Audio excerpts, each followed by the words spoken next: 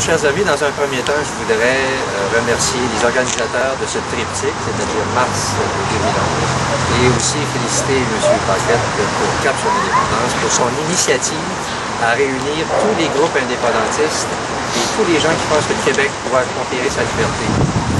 Le Rassemblement pour un pays souverain, c'est un mouvement de la société civile qui a été fondé en 2011, février 2011, donc ça fait bientôt maintenant 11 ans, et qui s'occupe à promouvoir l'indépendance du Québec et la défense de la langue française. Nous sommes tournés vers l'histoire. Pour nous, l'histoire est source d'inspiration. C'est en sachant d'où l'on vient que l'on pourra savoir où l'on va.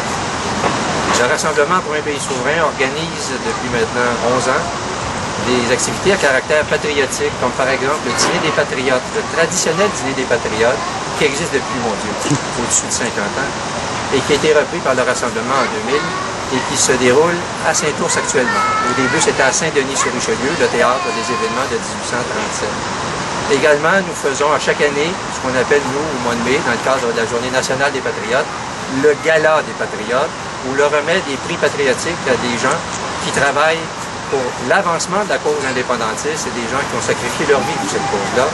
Et ce sont des prix comme le prix Louis-Joseph Papineau, le prix Chevalier de Lorigny, et un prix patriote féminin qui est très important, c'est le prix Marie-Victoire Félix Dumouchel. Je n'oublierai pas non plus le banquet des patriotes du 15 février, à la mémoire des 5 patriotes qui ont été pendus ici, pas tellement loin d'ici, au pied du courant, sur la rue Notre-Dame et de Lorigny. Ce sont des activités pour nous rappeler ce qu'on a subi, ce qu'on a connu. Donc le rassemblement est tourné aussi vers l'avenir et notre seule vision d'avenir pour nous, c'est l'indépendance du Québec. Comme le disait tout à l'heure un des participants, elle n'est ni à gauche, ni à droite. Elle est en avant de nous. C'est ce que disait justement Marcel Léger, feu Marcel Léger, l'ancien ministre du cabinet général. Et nous allons y travailler sans relâche jusqu'à temps que nous arriverons à cet objectif, l'indépendance du Québec.